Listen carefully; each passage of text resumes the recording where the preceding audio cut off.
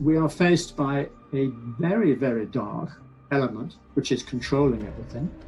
It is quite frankly satanic, and we have to recognize that without feeling scared about it. This time has been predicted for many hundreds of years, incidentally, but also predicted, or at least by people who recognize the spirit of man to be much stronger than all this darkness, the light being much more powerful than all this darkness. They feed on fear. That is the nature of that type of force. That we have to find our center, and we have to be very centered. That means going into a rather meditative state, finding that place in ourselves which is calm, centered, and strong. Everything we do from this point onwards should come from that place. Don't allow it to come from any other place. Don't allow it to come from the mind, particularly, because that's the biggest danger.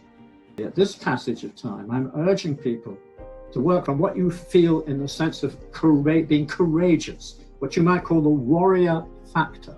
So now we are in a position, because we're rising up into a new dimension of awareness. So what we intend, where our focus goes, energy flows, basically. And that's going to be vitally significant now. But the more we focus in on what we really want to achieve from this moment onward, we will succeed. There's no doubt about it at all. The forces of the cosmos are working with humanity very, very strongly. And if we can tune into them, we will get more and more power. But as we move into the fourth and fifth dimension, which is where we're going very fast now, we will be able to experience linear time and be here now, which is the deepest sense of cosmic centeredness, simultaneously. There won't be either or, it'll be both.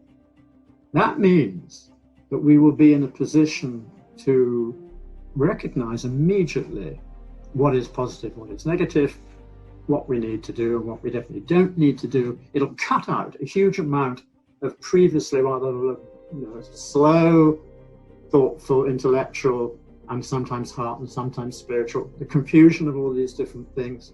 And the dark side is going to throw at us every attempt possible to prevent this happening.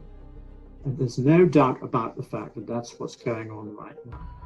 And the only way we can counteract that is from this particular place, which I call absolutely centered, absolutely sure about the direction, and absolutely ready to work together to build the next thing. Everyone should be leafleting. We should be leafleting our neighbors. We should be saying to them, are you aware of the dangers of 5G? Are you aware of the dangers of your own mobile phone? Are you realizing that when you wear a mask, you're destroying your own health because the oxygen which you need to breathe is being tainted by all sorts of nasty mucuses coming up from your body? That great reset is the destruction of everything we love, everything beautiful, everything small, everything intimate, and everything spiritual and loving and warm. So to shine is the key. And that means feeling good, positive, strong, and brave.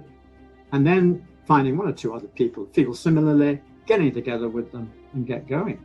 To be courageous, because once we, even the word heroic, I will quite freely use. Think of yourself as a hero.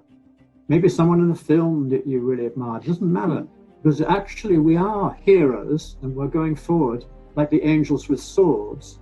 And once we really have that intent, I described at the beginning of this conversation, we cannot be touched by the dark side. Don't be afraid of the word fighting. We have to fight. Don't be afraid.